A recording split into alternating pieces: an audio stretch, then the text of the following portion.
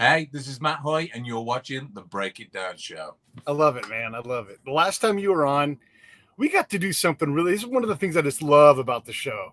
And I know you get this, but I was able to bring Dee C Lee on the show. First off, not enough light shining on Dee C Lee and her incredible career and voice and body of work. But second, the ability to put you two together on the show, it gives me so much joy to see two creators that should know each other, that kind of know each other, that should work together, getting to know each other on my show. Yeah, no, it's a lovely thing. And DC, she's such a lovely lady. Yeah, I mean, I met Dee C Lee. God, it must have been about 5 years ago now, and it was when Lee John was doing a documentary. Lee John from Imagination. He was doing a documentary called Flashback, and it was basically detailing all black artists basically from the UK from over the decades. I think going back to like the 1950s. And we met at a bar restaurant in Mayfair, and he said, I'm just finishing up, give me 5 minutes, I'm just doing an interview upstairs. And I said, well, who are you with? And he went, Dee C Lee. I said, well, I'm not waiting downstairs, I'm coming up, I want to meet the woman. So you know, I've been a fan for years from the Wham days, you know, and she was so delightful. She was such a lovely woman. And we kind of said we'd be in touch then when we first met, and it never happened. So we kind of knew each other when you did the interview with her, and you kindly asked me to come on board. So yeah, it was just, she's just one of those artists that, you know, are part of the UK R&B furniture. She's a wonderful lady. So there's you know, the thing in music, and I don't in any, I love DC, and I want to talk about this. I want to try to understand this, where people can be you know, a percentage successful as somebody else.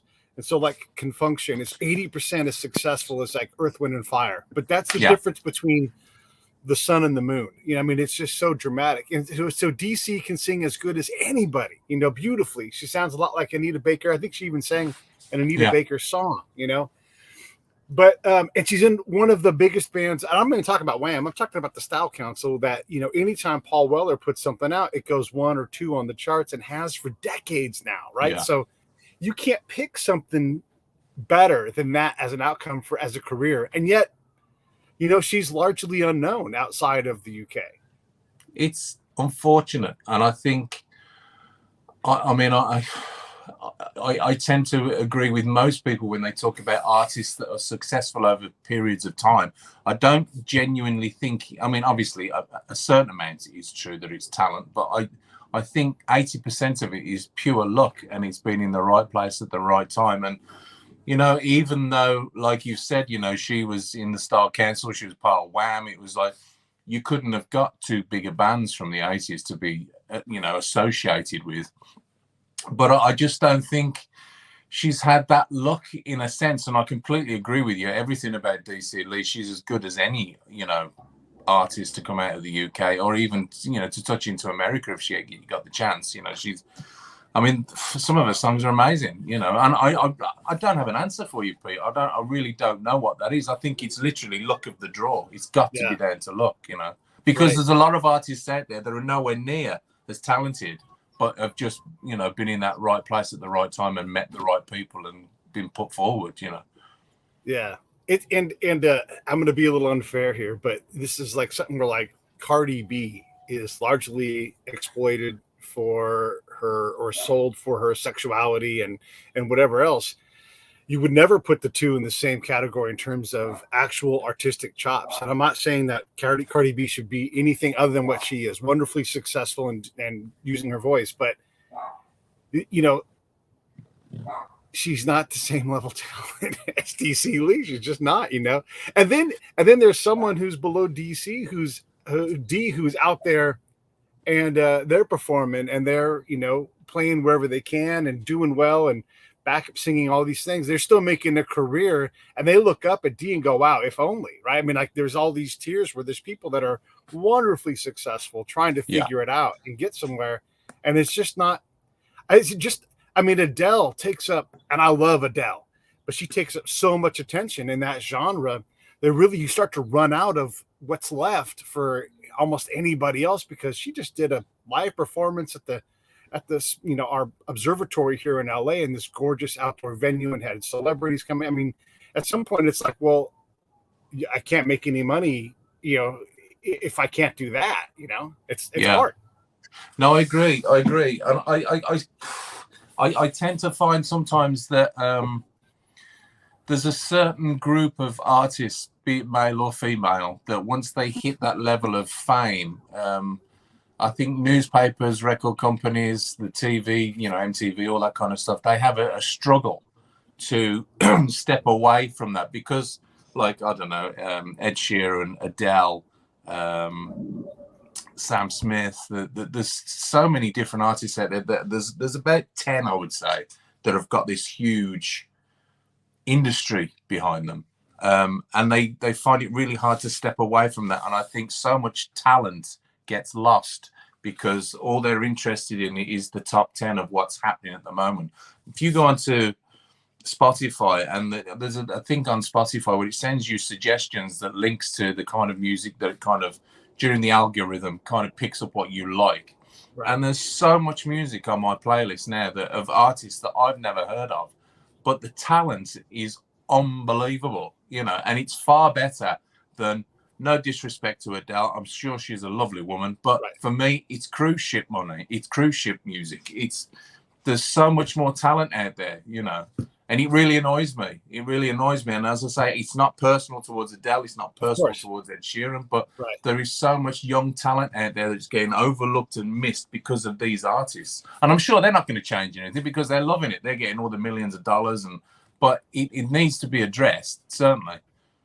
Well, and even then, like someone like Adele is struggling for her own artistic freedom. I'm sure she doesn't want to be as pop-centric as she is, but she's got a lot of people counting on her for their well-being. And I'm talking everybody in the Adele chain of people that make money because she sings well.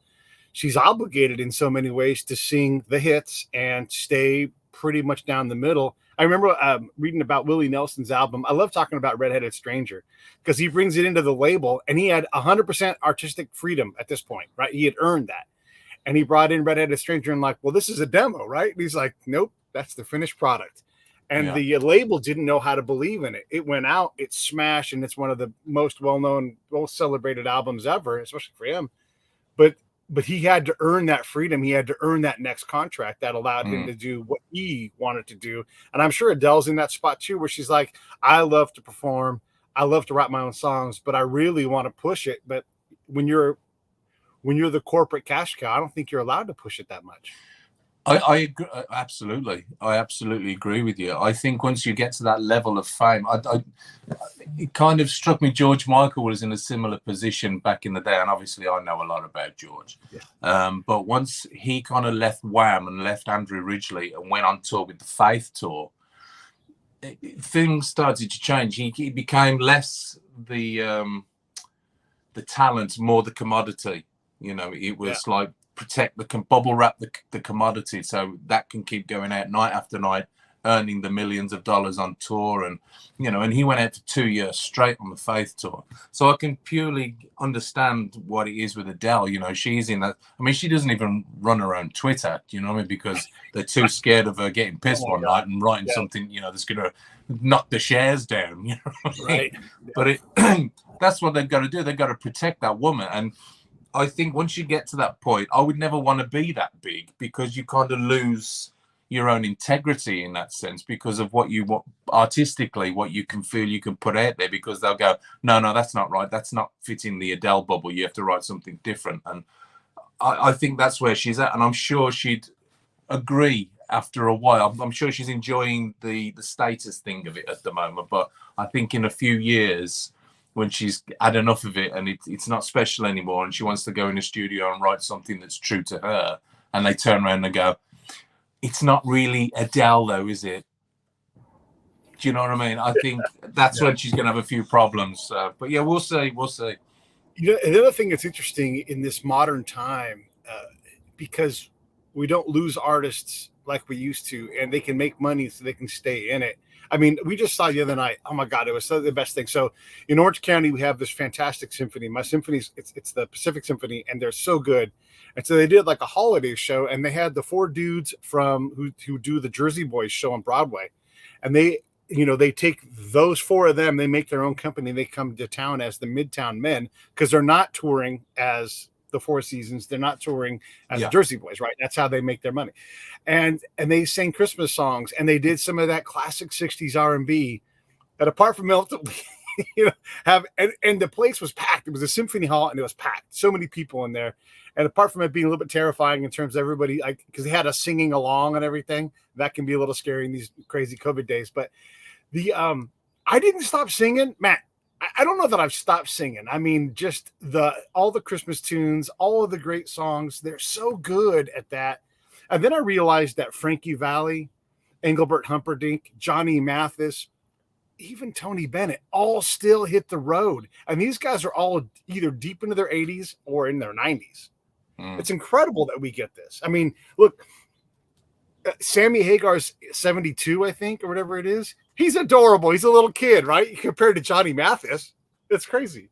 I think Wayne Newton still performs. I mean, these guys are the old classic. I mean, you're talking serious singers back there now. I mean, that's like a whole nother level of vocalist, I mean, and I always compare those kind of vocalists as to how they record nowadays, and I'm guilty of it, and I will do drop-ins, if one certain line in a verse isn't as good, and I can drop that one line. Back in the day, you couldn't do that. You had to nail every single line, and you had to do it because there was an orchestra behind you playing.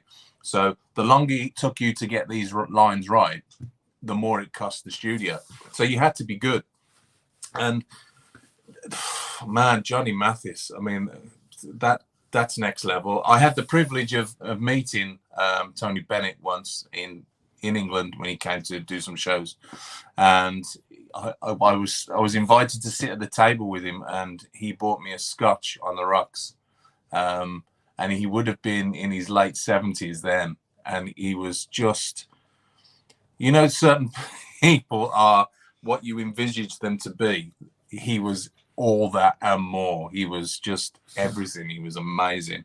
And he's only just stopped singing now, and he's in his 90s, and his voice was still as good, Harry Connick Jr. is another guy I sat down to sing Fly Me to the Moon with, sat on the piano in Ronnie Scott's in Birmingham. Another legendary voice that, will never fade. And from the old school, I think really Harry Connick Jr. is the last person that we had from the old school. I mean, Bublé's great, but he's no Harry Connick, it's right. And where's he gone? Yeah. Well, Bublé can do whatever he wants to do. That he's made a bunch of money. The other name I wanted to bring up, another name that still tours too all the time, is Smokey. Smokey Robinson is still actively on the road, and these guys are going to die on the road. They'll just keep going until they can't, And that's where they want to die. To be fair, I mean, these guys that just go, "I'll die on stage," and that's what will happen. I mean, God forbid, I wouldn't want to be in the audience when that one gig comes along. You know what I mean? But no, that's where they'll be happy passing away. Right. And I think, if I'm not mistaken, I want to mention this too because it's incredible. Anne Margaret, I think, still runs around and does singing and dancing, which is incredible. I think she's 80. But the thing is, it's in their makeup, Pete. It's they can't do nothing else. And when you're that talented, they've still got the voice. They've still got it in there, so they can go out and do all these performances. It's not like nowadays when you have Pop Idol or American Idol or X Factor. Or these people that go on there, they're just like people that think they can string a tune together in their bedroom and they'll go for it and see if they can win a competition. These people like Ella Fitzgerald and these were meant to do that for a living. They were meant to do it for life. They are special people.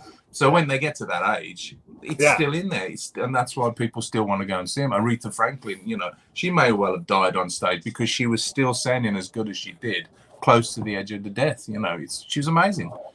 One of the things that we've learned over the years is to do this, to be Springfield, I mean, anybody, right? Like any of the guys who run around on stage, like I saw Mick Jagger. Mick Jagger's almost 80 and he's out there and he's doing it. He's performing. Whatever it is you call it. Yeah. Yeah.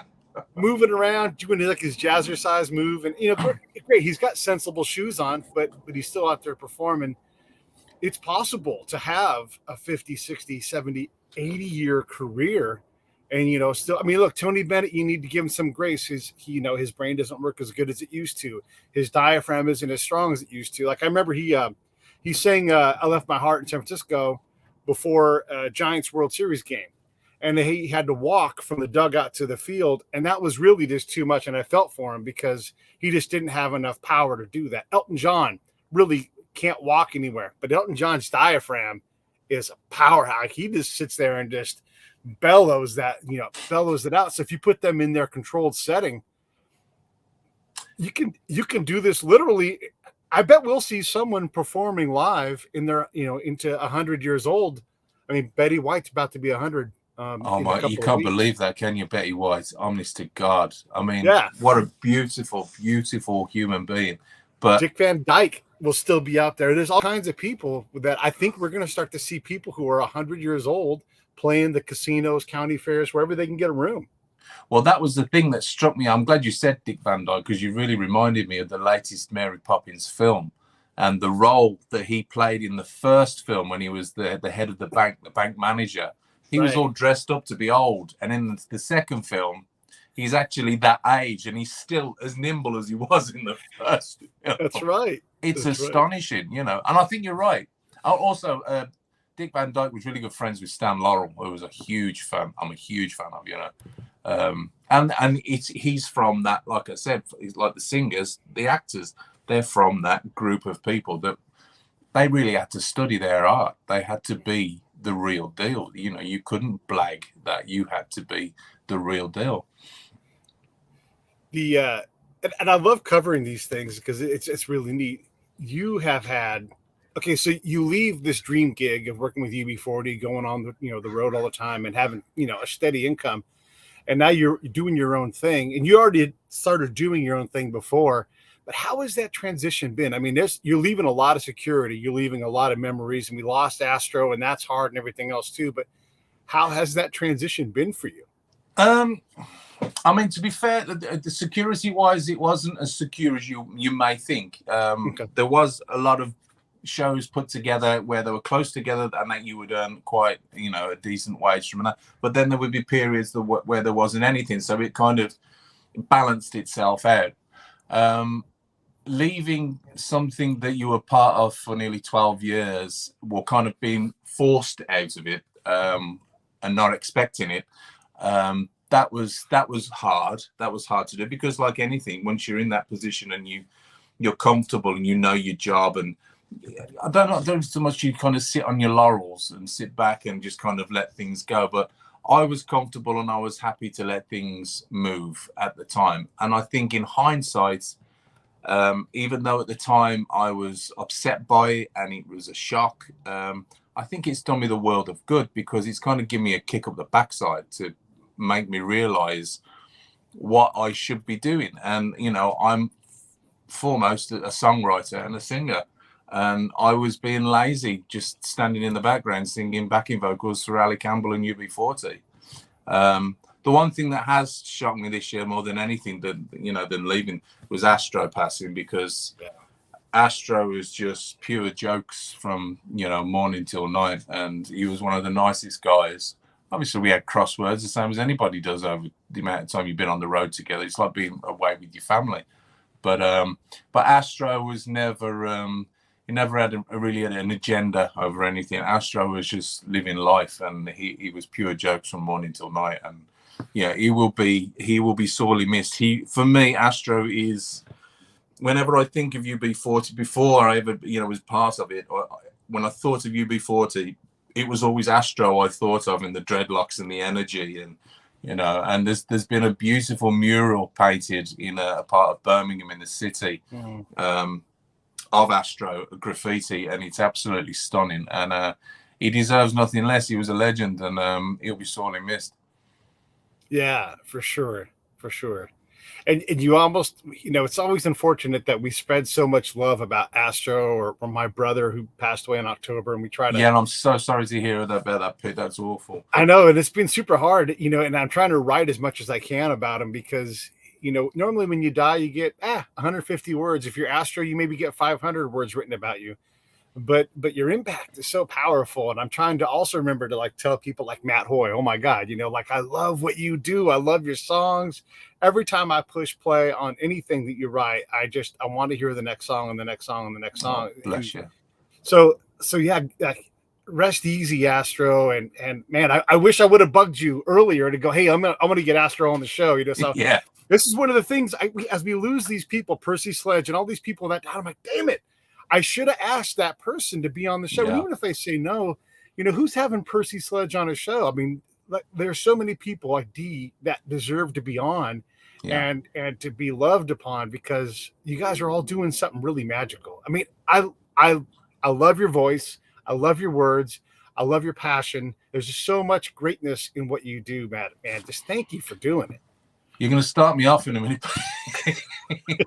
Well, I think it's true what you say. I think when you're in a position and you're around people that are blessed and that have done, that career, had that career. I mean, I will always. I think it's what you've just said. You kind of hit the nail on the head, especially with writing things about your brother Ned, because they're fresh and you don't want to forget anything. And all those things as time goes on, it's a healer. But you do also forget certain things, and maybe in 5 years, somebody will remind you of something, and you go, "Oh God, I wish I'd put that down when I was writing 5 years ago." But I have special memories with Astro from being on the road and being in the car, just the two of us, and conversations. And he was amazingly part of my first single, "Happy." He did the rap on that. He was in the video. I've always got that to look back on. But we were never friends out of. You before we never. It was always when we were on the road, but everybody knew Astro in Birmingham. Everybody had a story that they knew Astro. You know what I mean? You could meet somebody in the supermarket or somebody in the store up the road, and they go, "Oh yeah, I used to know Astro. I used to look after babysit his kids, or I used to drink with him in the bar up the road." Or there would always be something. So yeah, he was a special guy, mate. He was a special guy, and I think, like with your brother, that kind of thing, remembering, you need to keep remembering. And that's what I do with lyrics, that you got to put them in. They're a form of like diary. You each song, if it's a sad song or an important song or a topical song, it's a memory as well, because you were thinking of a certain thing when you wrote those words. So yeah, it all helps. It's all therapy, bro. It is. I'm actually I'm writing a song right now. A lot of it's written, and some of the melodies and stuff are there, and I'm slowly kind of putting it together and everything. And I'm not a songwriter. I'm not planning on becoming, a singer-songwriter. But I do like to express myself in a variety of different artistic ways. And so and this is where I'm going to get to something here. My buddy Scott, who's Scott Husing, everybody knows him on the show. He said to me, so my buddy Phil, who has ALS, and I sometimes help him out, like when he's in between caretakers and whatnot. And so I try to get Phil out of the house as much as possible. He's still pretty independent. He's in a wheelchair, but between he and I, we can go out and do most anything. And so I'm like, hey, let's go over to Scott's because it's just a few minutes from his house. He's like, yeah, and let's go out to the wineries and get some wine and just hang out and have a moment, right? And I'm like, yes, exactly that. So I get a hold of Scott and I say, hey, Scott, Phil and I want to come over and go grab some wine at the wineries. And Scott says, oh, man, I'd love to, but I've been dry since Mexico. And I'm like, dry since Mexico? What a line. This is great. I've got to write this as a song. And so that's what the inspiration was. But it was just, and look, Matt, I'm not a songwriter. I mean, yes, I can write a song, but you're a songwriter, right? So I wanted to ask you, like, when you hear that line, I mean, what a hook. I've been dry since Mexico. Like, it's just right there. You just got to assemble the rest of the song around it. How often does something like that drop in your lap? Not very often. Not very often at all. You got to use that, bro. You got to use it. It really is trial and error. And sometimes, for me, it would be completely different. I mean, that line for you, living out where you are, is perfect. But for me, in Birmingham, in England, the UK, which is grey and rainy, there is never an opportunity for me to ever even contemplate using a line like that because it just wouldn't fit with my lifestyle. Right. But it's an amazing line. But, you know, I think songs come from anywhere, literally. And there's such a good form of therapy because what you would say in a song sometimes you would never normally say in spoken word because you would think you sound a bit too stupid, you know, because some people they're scared of putting themselves out there. So you can kind of get away with it as lyrics, saying what you truly feel. And I mean, wow, listen, the songs that I've written, especially about my mother more than anything, over the last year or 2 years or so, it's literally been a weight off, you know. And I've written so many songs about my mother, trying to get the right one and nail it. Yeah, it's like trial and error, and it's been therapy in kind of getting those lyrics together, you know, and putting them all. It's like Jenga, I suppose. It's like trying to fit them all and getting the right mixture. But yeah, it's really helped me over the years. Really helped me. I mean, like you say, not everybody can write lyrics, but if you can, I definitely advise it as an outlet for mental health because it just takes you out there. You're with yourself. You're saying what you want to say, and it really does help. It really does. There's so much in that too, and I'm a big U2 fan, and I love that Bono is still sorting out his mom's death. You know, I mean, he's written about it. I don't know, got to be at least a dozen times. You know, on songs that made it on an album. You know, I mean, imagine how many haven't made an album. And the other thing is as that band ages, you know, they tend to kind of evolve a song as they evolve as people. And like one of the songs they had on Octune Baby is called "So Cruel." You know, and it's about a relationship and it falls apart and everything else. But now as you get older, you're like, man, you know what? That song actually, I need to point the finger back at me and how cruel I might have been. I mean, we all learn and evolve so much. You can take a song and it can age with you, which is one of the things that U2 gets to do. A lot of bands don't get to do. But do you get what I'm saying? Like the song can evolve and grow and become even a better version as you season yourself. Absolutely, completely. And I also think that's the whole process of life in general. You know, I mean, there's certain things that when I think back when I was, say, 25, and the way I would have approached something or a situation would be completely different to how I would approach it now. And I think that's how you would approach writing a song, because the angst that I would have given at 25, now I'm kind of writing going, what the hell are you talking about? You ain't going to do that kind of thing. You just need to chill out and just... So everything changes. And the way you listen to stuff as well, because I think when young people write songs, I think that might be, you know, that kind of thing when you're young and your parents go, God, will you turn that awful music down or turn it off? I think it's not only they're listening to what this young artist is saying and go, oh my God, you've got so much to learn. In another 20 years, you're seriously not going to believe everything you're saying there, because they've already done it. And I swore I would never be one of those parents go, oh God, turn the music down. But it's true. If you do listen to music nowadays from 20-year-olds and go, oh, seriously, you've got so much learning to do, bro. You ain't going to realize, because they think they know it all. Yeah, you know, everybody of that. I did. You did. They, you know, everybody. We all did. Yeah. And you also think you invented it. Like that's been around for decades, man, forever. Exactly. As long as there's been people, that's been around. You know. Exactly. You know. So, who am I to judge? You know. But I just think it's such a wonderful thing to be part of. You know, life. It really is. It teaches you. And sometimes when you have tragedies in your life, at the time, they break your heart, but they really give you notice of what your spirit is capable of dealing with, you know? And sometimes that's a blessing, because you think, wow, if I hadn't have, you know, experienced this, I would have never, you know, it doesn't matter if you got all the money in the world. We all experience emotion. We all experience grief and tragedy. That's it. And to sometimes understand that and process it and get through it, that's a special thing as well. one of the things that I've learned from just writing about my brother's passing, and actually, let me back up, talk about your mom and everything too, because as we get older, we realize how much love was in what our parents give to us, or the people around us give to us, especially a parent, because a parent can afford their kid a lot of grace, way more than we deserve, and like, I'm going to teach you this lesson. I know you're not going to learn it, but in the back of your head, hopefully one day it clicks. So I like to say that life gives you shittier and shittier versions of the same lesson until you bother to learn it. So your parents start with this gentle lesson like, hey, you really ought to grab an umbrella today. And you're like, whatever. You go out and, I don't care if I get, whatever.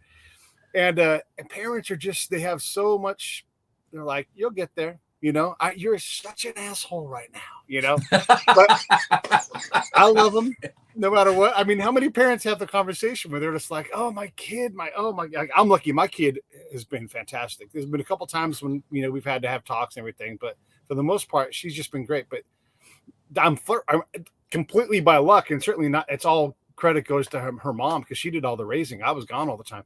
But the grace that a parent can have, and to realize that as an adult and go back and play those moments in your head and everything, it's really, it changes how you appreciate what your parent is, and how hard it is. And then you think about, none of us have any idea how to raise a kid. Like, we're doing our best. We read the books and everything, but so many of the books don't have the lesson you need in it.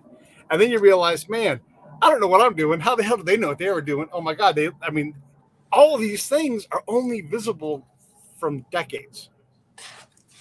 It's so true. Oh, Pete, yeah, honestly, yeah, it's weird. I think at the age we're kind of both at now, it's we kind of reflect on those kind of feelings as to our parents and how they dealt with it all. And I mean, my mum was a single parent, so she before I was born, she was married to a different guy. She had a kind of really, a wealthy, healthy life, and then she left him, and then she had me, and then my dad sadly passed away 3 months before I was born.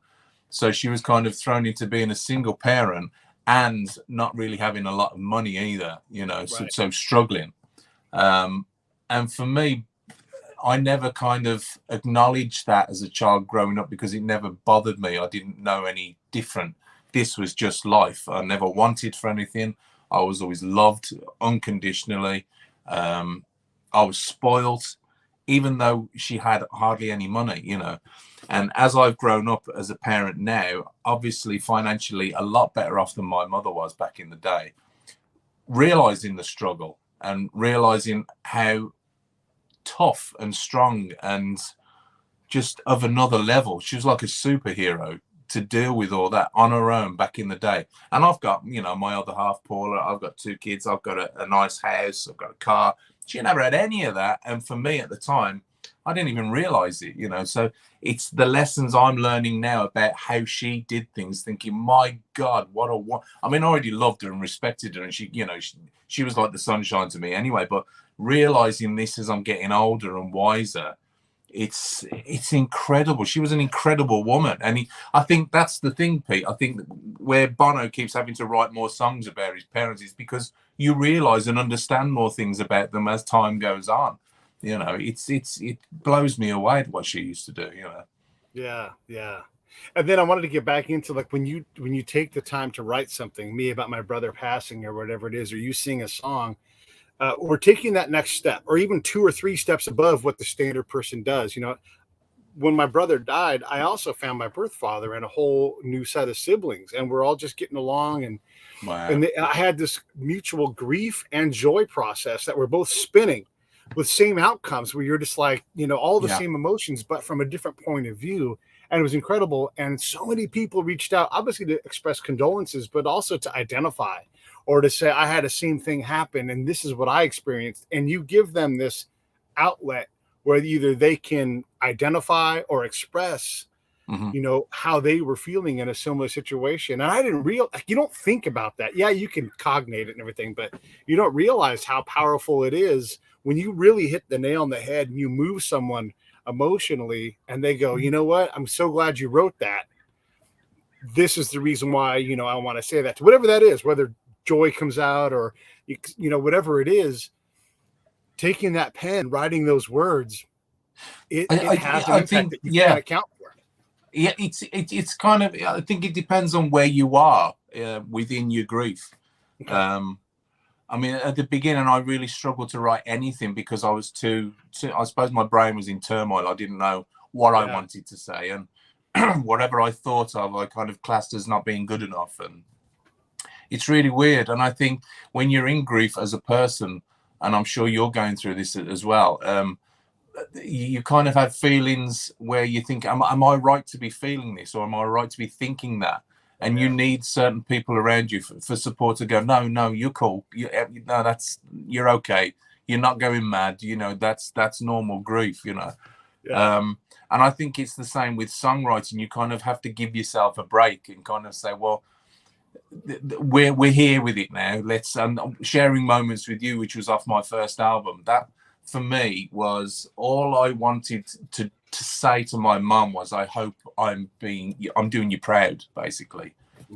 So it was basically sitting on a mountain, sharing moments of where I was on tour, which at that time was in Hawaii, and we were in Maui, and I was sat on this hillside, and the sun was setting, and I was looking over the ocean, and it was basically a boy from Birmingham, UK, on tour with one of the biggest bands in the world, and I was in Hawaii, and she would have never have imagined that would happen to me. So that's what I wanted to put in that song. I hope you can see this, and I hope you're proud.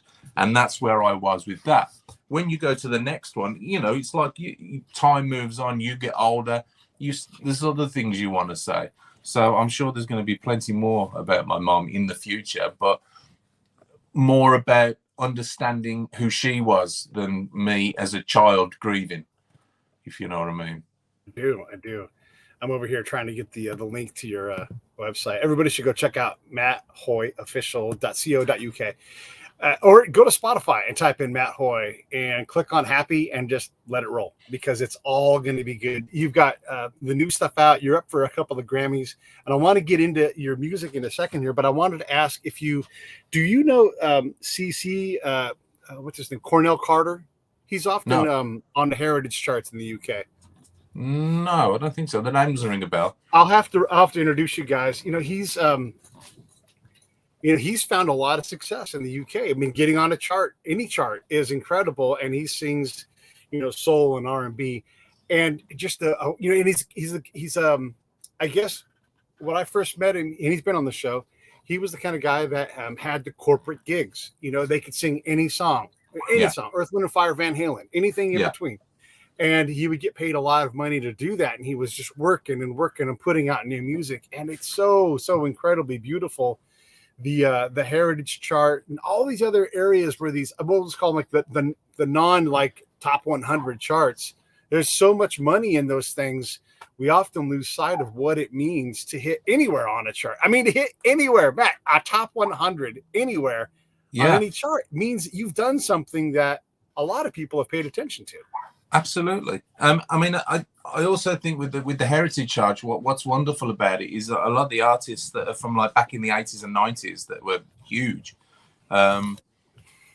It's like we were talking about that certain set of 10 people, because they're popular. Other people coming up don't get the recognition, and there was some amazing artists back in the day. I mean, the Heritage chart, we have people like Lamar from Kajagoogoo. We got like Paul Young on there, and Mick Jagger was on there as well. They're all on this chart, and they're all amazing. Yeah. And I can't believe sometimes that I was a part of that chart. I've had 2 number 1s on the Heritage chart, and I cannot believe it. And that going back to that, Pete, that's the first thing. I wish my mom could have seen. Yeah. What I mean? That's what it is. But luckily enough, I've got my own family in there, and they can see. So it's just as good. But you're always a kid underneath. God, I wish my mom could have seen that, But it is something special to be a part of. But you'll have to drop me the link to this guy, because I would love to hear him. Yeah, he can really sing. I'll definitely send you something. Everybody should look him up. I'll put a note in the email for you in a little bit. But yeah, CC is incredible. And what was great about him was you could go down to this local bar in the Bay Area, and you can go watch him and his band. and everybody was just a monster. Richard Guan is another guy. He plays drums for the Whisperers and a bunch of other bands. Nice. And God, these guys are all like, actual like musicians in their own right. I mean, this is just kind of their workout place. And instead of playing in some shed somewhere, they play at this bar. It's like, who is this band? Like it's just incredible to go out. So I always encourage people to get out and go see live music, because you never know what you're going to see. You might find out that Harry Connick Jr. and Matt Hoyer are singing on a piano in the lobby. Or something. Listen, that was one of the most spectacular evenings I have ever had in my life. He was in Birmingham, and he played at a venue called the Symphony Hall. And it just so happened at the time there was a bar opposite. Ronnie Scott's is a famous jazz club in London, but they'd opened one in Birmingham in the 90s. And after he'd done the show, he came over to Ronnie Scott's just to have a few beers and chill out. It was quiet, those kind of little jazz places. And there was a grand on the stage, and he just started getting up, and he just started tinkling, and he just started playing Fly Me to the Moon. And he just said, "Is there anybody in here can sing?" And I'm thinking, well, nobody wants to hear anybody in the audience. We want to hear you sing. He said, "I've done enough." He said, "I've just done a show. Is anybody can sing?" And he just started playing Fly Me to the Moon. So I just went and sat on the stool next to him, and I just did the first verse and the chorus. But, who gets to sing with Harry Connick Jr.? It was just amazing, And he's such a lovely guy, And he probably wouldn't remember me from Adam there. But at that time, I was just starstruck. It was unbelievable. Did he comment or give you a nod or anything like that? I love me because he kind of put his hand on my back and squeezed the neck, going, "Yeah, wicked, man." But I was just too busy like gawping at the fact that I was sat next to Connick Jr. at a grand piano, singing with him. It's so crazy. But I was similar with that with Tony Bennett as well. The fact of just being in the guy's presence, was just God, ridiculous. It was like being in the company of Frank Sinatra, that kind of level, But I met a few people in that Ronnie Scott's actually. Richard Dreyfuss as well. He was a lovely guy. I met him in there. But yeah, I used to be really starstruck. I never get starstruck really with singers because I do it for a living, so I know the ins and outs of it. But there's certain people like Tony Bennett, and they're next level. But I get starstruck with actors, you see, because I love movies. Yeah. Well, there's something to that. Like you get to look at them like a mechanic, and I've met a lot of people. I met Stuart Copeland from the Police, and you can easily get like gone. And for a while, John, who did the show with me, and he's a drummer, right? And so when we did it with him, he's like, "I just met my hero," and I had to kind of carry him through the interview because John was struggling to stay focused because he had just met a legend in his the guy that mattered, the guy that he wanted to. You don't often get to do that, and people say that you don't meet your heroes. I totally disagree. I've only had wonderful experiences meeting people that I've considered heroes. Yeah. Oh, absolutely. Stuart Copeland, wow. What a drummer, and he had every right to be dumbstruck, Right. And I agree. I think you should meet your heroes. Absolutely. I unfortunately never got the chance, but I fortunately now I do know a lot of people that knew him. Dee C Lee being one, Shirley Lewis being a few. Some of the guys from his band, and so I feel blessed to have picked up little tips and studio tips from what he used to do over the years. And I would never say I copy George, but there's a heavy influence on me when I record, and it's only after I've recorded that I can hear it myself, and people go, "Oh God, you sound like George on that," and I'm like, "No, I don't." And then I listen to it, I go, "Oh, I get what you're saying." But it's not intentional, so I love that, because he just shows what a big influence he was on my career, Well, look, it's not a bad thing too. We have people that do sound like one another. I'm trying to think of who it is. The dude from Erasure and Alison Moyet, very similar at one point in their lives. I'm not sure if it's still true because they're older now, but there's plenty of room for guys who can sing.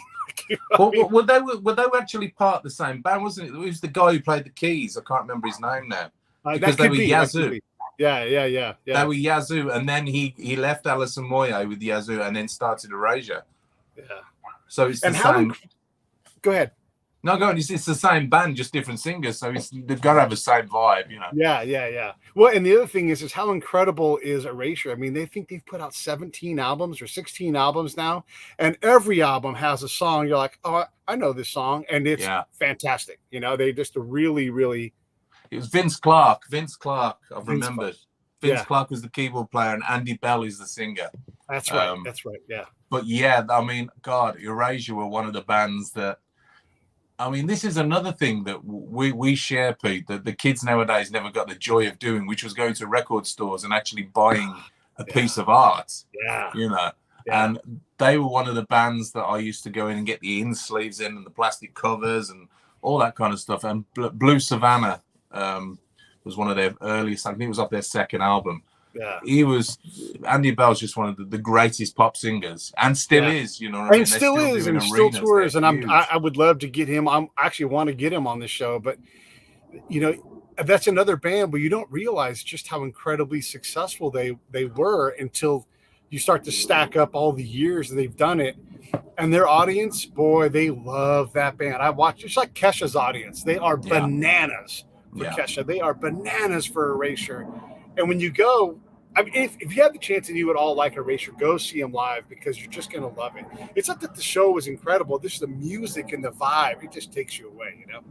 Well, this is where we're kind of enveloping into the kind of second chapter of my life at the minute, Pete. And, you know, obviously music and performing and writing is always going to be a part of it. But I've just recently gone into business doing promoting as well. So I'm working with an amazing guy called Tony Baldwin, who has his own events company. But I've started Wonderland Music, basically. And he, on the side, has started Mad Hatter Music. So the kind of two interconnect. And we're going to be putting on some amazing artists in 2022. And he's actually putting a festival on that I'm performing on in May. And some of the people that you're talking about, not Erasure, but like Human League and Howard Jones and with all those kind of guys, Culture Club. This is going to be fun for me now, being a part of not just performing, but kind of sitting back and putting on the shows to enjoy as well, and the whole thing behind the scenes. And I can't wait. I'm so excited for 2022. You know. There's so back in the 70s, and I'm sure you remember this, they had like, you know, the disco version of like Beethoven's Fifth. Down, of course. And we're kind of doing that again now in our own modern way, probably a better way. But like Paul Weller just did this great thing with the orchestra. Peter Hook just put out a symphonic version of a lot of you know, the songs from New Order and Joy Division. Yeah, this is a thing where, like, not only are we bringing back these bands that need to still perform and are still wonderful, but we're also finding ways to reconstitute their music. Do you see yourself doing that kind of work too, and taking these things and going, let's get these guys down to the symphony and blow everybody's minds? I think we have to, and I don't mean to be rude to the younger generation, but our music was better, and it needs to come back. You know what I mean? I don't know what it is, but you know, I'm going to be biased, but I just think, especially 80s music for me, it holds something really dear, and it was just so good.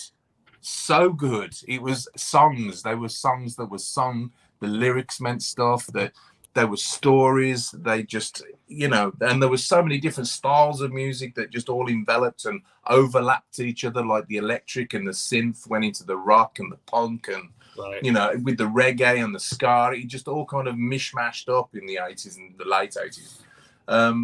So I don't think you get, I wouldn't dare know what to call music nowadays, what style it is. Yeah. You know, you knew where you were in the 80s and the 90s. But now I wouldn't know what to call it. It's just pop music. It's pop music, right? And when you talk about like someone like George Michael, we're starting to get caught up on recognizing the great bands and putting them in like the Rock and Roll Hall of Fame, that kind of thing. George Michael's not in the Rock and Roll Hall of Fame. Blows my mind. It's disgraceful. I had to just look it up to make sure I was right. The man has sold over 100 million albums across the wide. I mean, look, how do you get better than George Michael, right? But also the Smiths, and I think the Cure just got in, but they're getting to these bands, Depeche Mode.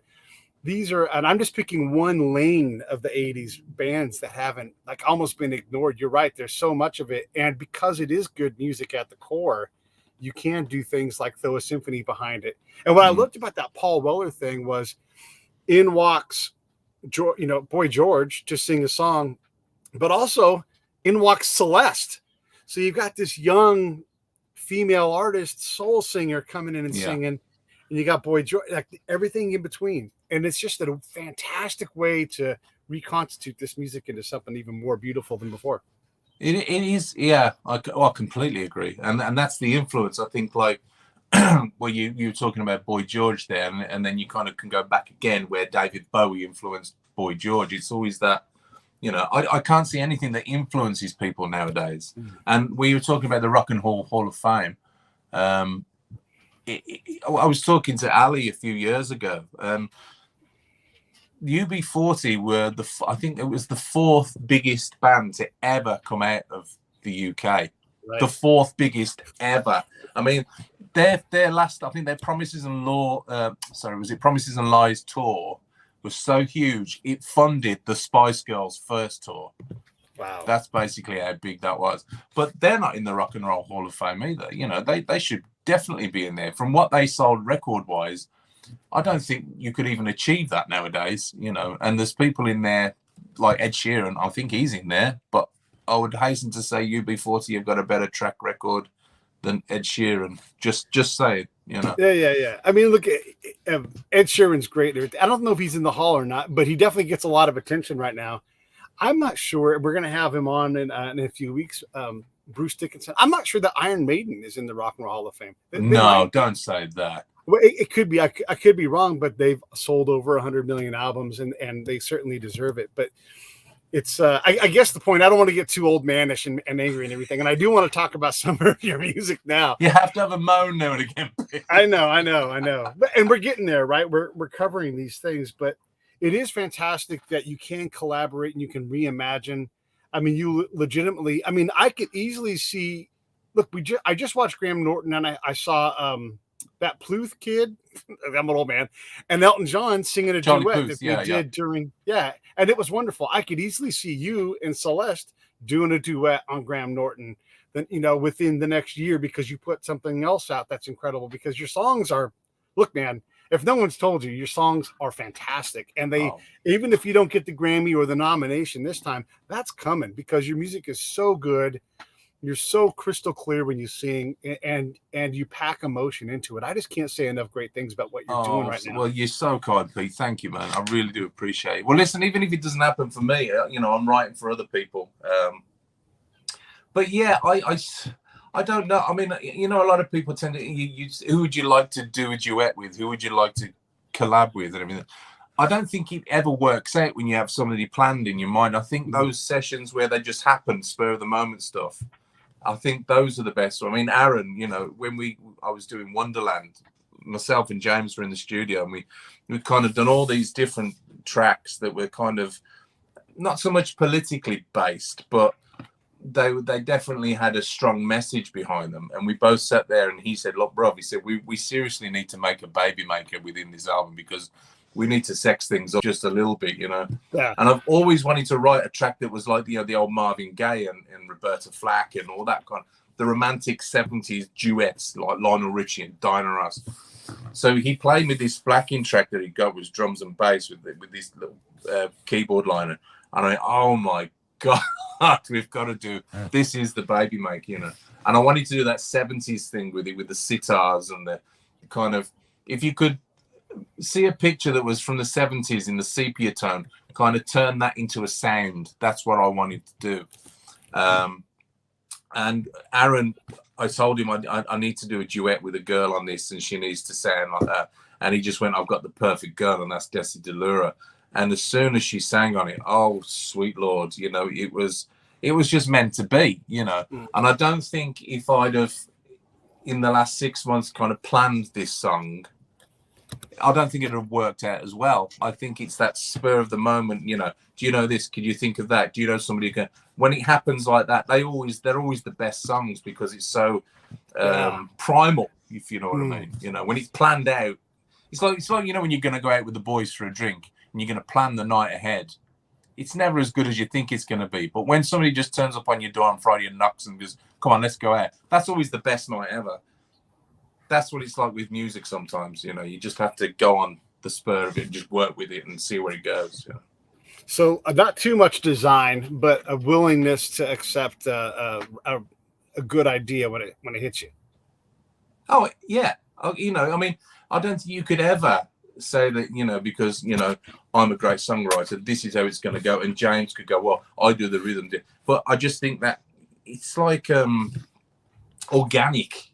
It just, sometimes these songs, you kind of you take the credit for them because your name's attached to them, but sometimes they kind of grow themselves, they make themselves, you know. Right. All the pieces are there to just fall into place, you know, and that was definitely Wonderland, and Strong to some respect. I had the idea of what I wanted to achieve with that, which was like the Black Panthers, the whole thing, you know, the marching, and that just fell into place is exactly the same way. And that was due to, as well, with Aaron being friends with Patricia Lacey, who was backing vocals for Luther Vandross. Her voice just sat on the track, and it was just perfection, you know. What are your? I know we've talked about this in the past, but I'm just curious on where your head's at now. Let's say that you do get the Grammy nomination for Strong, and you end up winning a Grammy singing a song about, you know, basically Black Lives Matter and the Black movement. But you're a white dude, right? Yeah. Granted, you've been in a reggae band and everything else, but can you even accept that award? I mean, because I know how passionate you are about the entire movement and in general, like the social equality thing. But what happens if you actually pull this off and you win it? How do you stand at that podium and speak well about this thing? Because like you're going to get, not everybody knows who Matt Hoy is, right? They don't know your intention. Yeah, I think what you have to, I mean, me and Aaron have had plenty of conversations about this, and I also do believe that it's, the record companies have to have the representation from Black people within the industry itself, within the record companies. It's never going to change until that happens, you know. And as a white person, if I can bring, you know, because it's never going to, that white supremacy thing, the white privilege thing, that whole, it's attached, and it's an awful thing, you know, and as well as Black people not getting the recognition they so deserve within the industry. And all record companies, Sony, Universal, you know, all of, there's hardly any Black people working within that institution. And so when they talk about, you know, the R&B there's white people running the R&B division in Sony. There's white people running the R&B division in Universal. It shouldn't be white people. It should be Black people who understand Black music running that section. So, you know, I am just charging the torch. I'm just saying that I am with you. You know what I mean? I agree, I follow, and I back you 100%. You know, because the voices are not getting heard, Pete. You know, and it's always been the way, and you know, I can't see any change at the moment, but it really, really, really, really needs to change.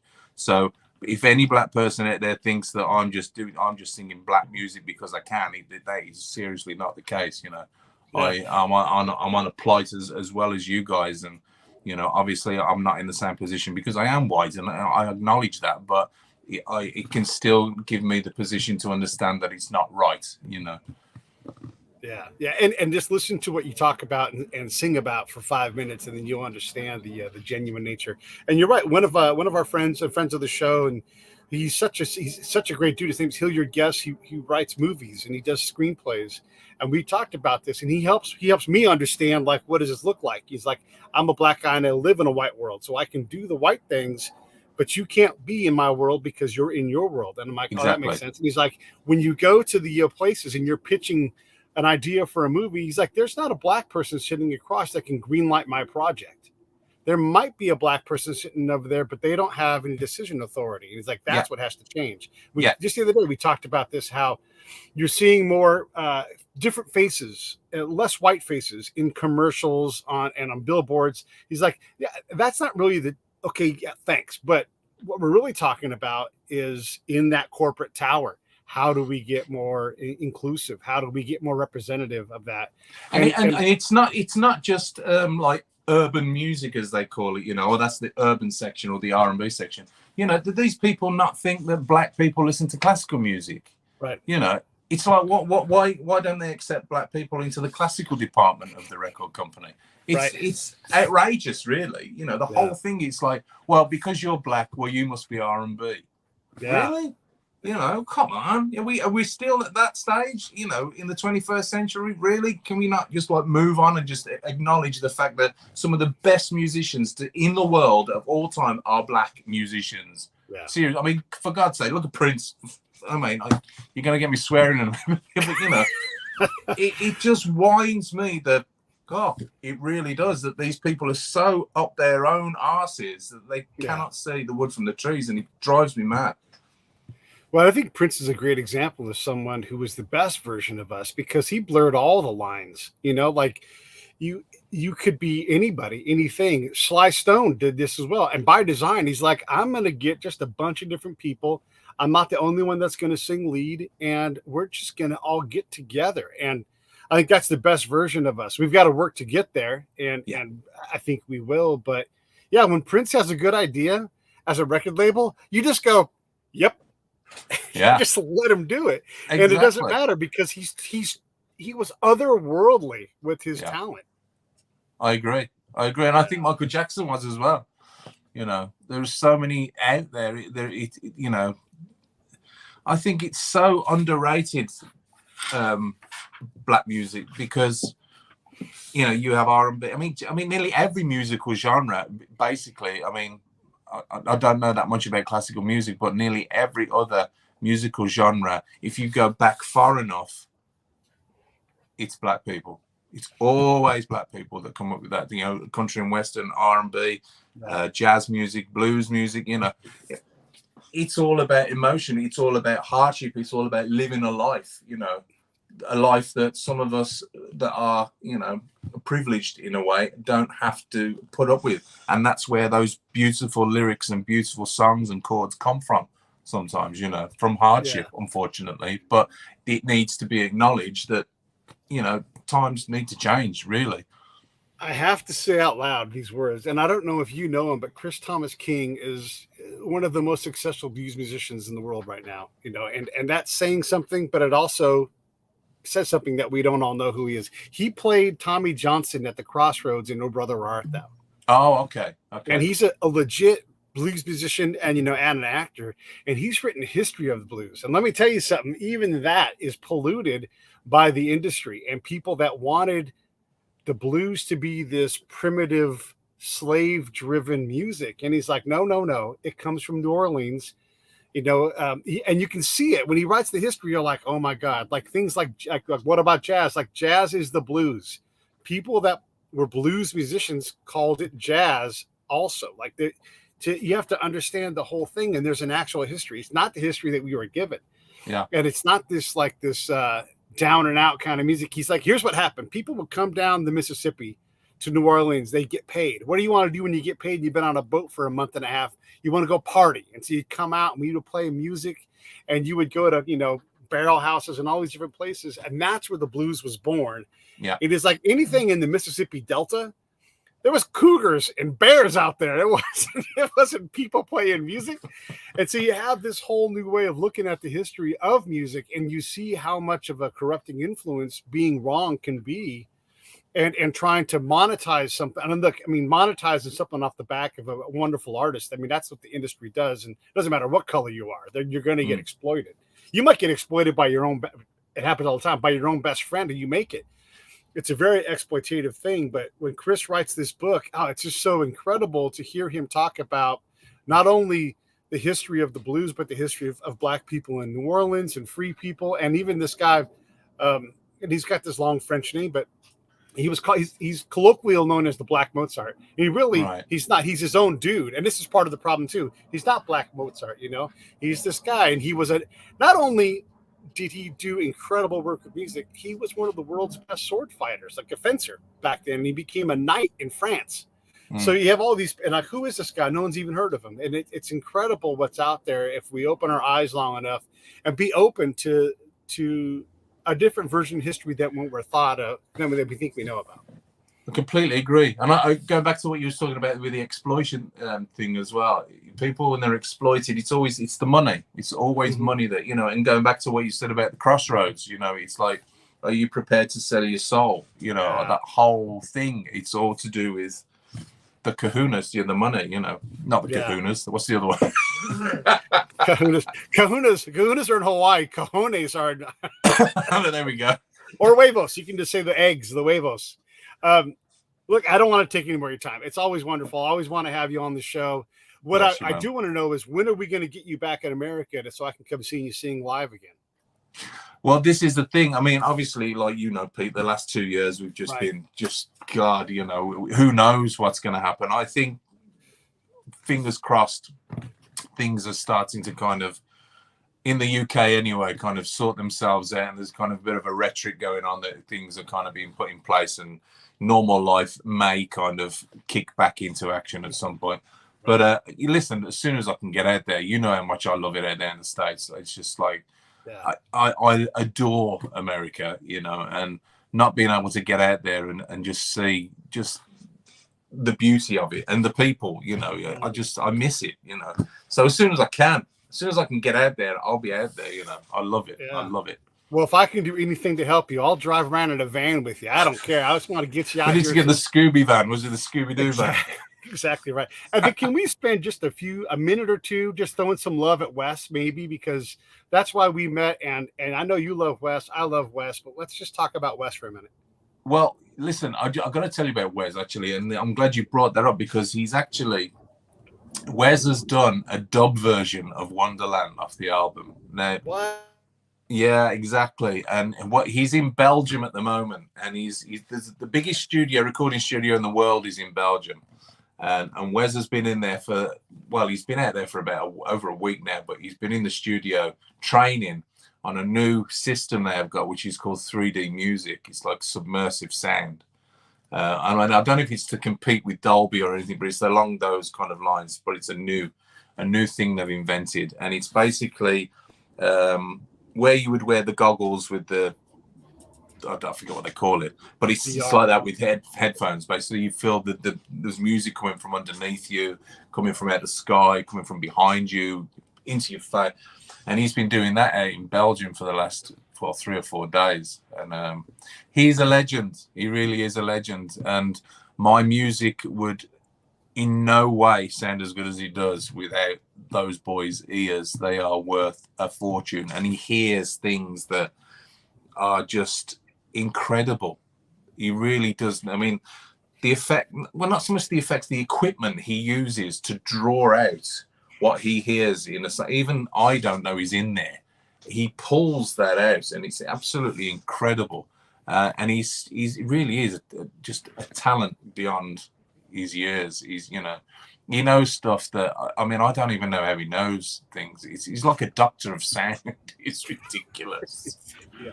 Everybody raves about him, and I love to give him that because I know how hard he works and how passionate he is. And you're right, he's brilliant with the things he hears.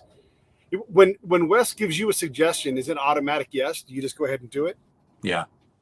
No, he really is. He listen. He didn't know what a dub track was, and James, who I wrote the original Wonderland with, just he did something to the track, and he just put some echoes on it and just said, this is the kind of idea what we want to go for. And Wes just did his homework. He listened to a lot of dub music, and he took the track and he broke it apart into like a jigsaw piece and rebuilt it as a dub track. And it blew me away. For somebody that's never done a dub track before, to hear what he produced, my jaw was on the floor, basically. So once it's done, we're gonna re-release that on all the social digital sites and everything. But it will blow you away, and we'll have the submersive version as well. What is the best place people can go to support what you do, Matt? Is it at the website? Is it Spotify? Where do you want people to go? Well, there's so many different outlets we've got now. We've got the website, which is matthoyofficial.co.uk. That's my official website. I'm on Spotify, which is Matt Hoy Official, on Twitter, Instagram, and Facebook. But we've got the new companies coming out. We've got Wonderland Music Limited and Mad Hatter as well. But those you can find Matt and T on Twitter. And it's a brand new page. We've only got about 50 followers. We only started 2 days ago. But there's going to be a lot of up and coming, not just my music, but a lot of up and coming bands that we've sourced throughout the last year that are really talented. And going back to what we were talking about before, they're not part of the top 10. These are really underground and kind of organic bands that have really got a talent. And we want to get them out there and get them some spotlight, you know. All right. Well, listen, I appreciate you coming on. Let me wrap this thing up. Stand by for a second here, and I'll be right back to you. Hey, thanks for watching the show. I really appreciate it. Right here, you can subscribe. Please do that. It makes the show grow. Hit that notification bell so you know which incredible guest is coming up next. Down below is the PayPal link. You can put a small subscription in. That is an enormous help. All that money goes right back into the show. And then right up over here are the next episodes you should listen to, curated by yours truly. Thank you so much for watching the